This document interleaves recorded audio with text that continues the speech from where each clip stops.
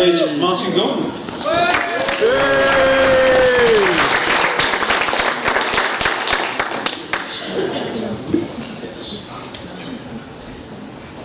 To discover more about a person in an hour of play than the year of conversation.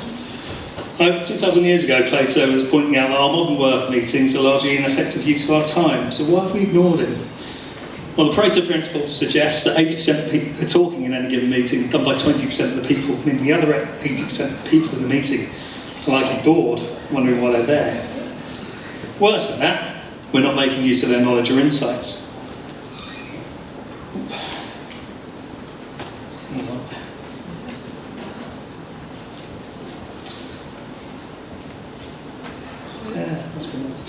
So, the exponential rate of change that we're currently seeing is going to cause us to have these problems of not being able to make the most out of people.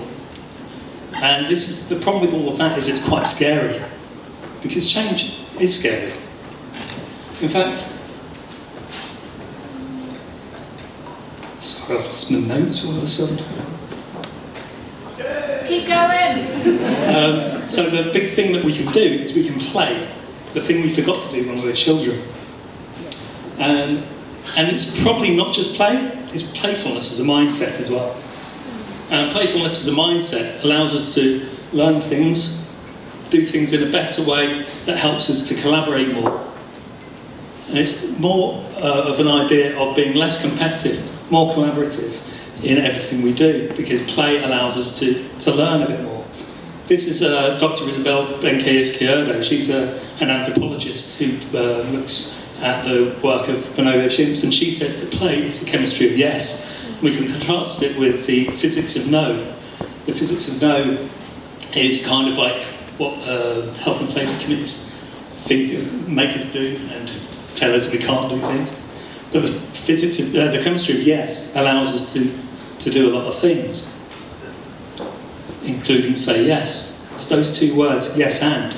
And yes and comes from the improv world. And improv is an interesting set of techniques that various different art forms use to allow them to build on each other's ideas and create things through a playful atmosphere.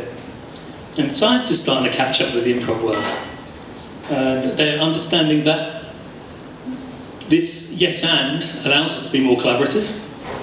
And they've even done, scientists have done scans on jazz improvisers and found the prefrontal medial cortex of the brain, the bit that is about language and creativity, it gets more blood to it when people improvise.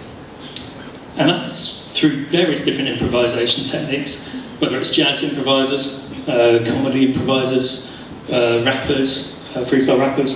They all show the same kind of thing. So if we use more improv at work, will that make us creative geniuses, right? Well, not really. It's a bit of a yes and no. A foosball table and a few games are not going to do the thing we need it to do. What we need to do is actually practice this more often and make it part of a kind of skill set that we build upon and we train so that we can see the benefits. There was a Forbes article that showed that there's a number of benefits from being able to play and embrace playfulness at work. And these include being able to do things like this, speak to people out loud. And if you're not quite sold on it all yet, this book by a Dutch guy called, a historian from Holland called Johan Huizinga, christened us all Homo lunens. This is what we are now. We're not just Homo sapiens, we're humans who play.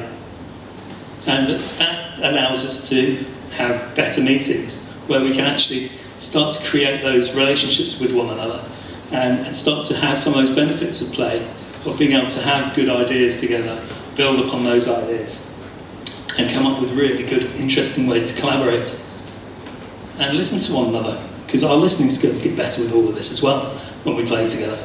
We build those relationships with one another that become stronger, and that means we have better and better and better ideas.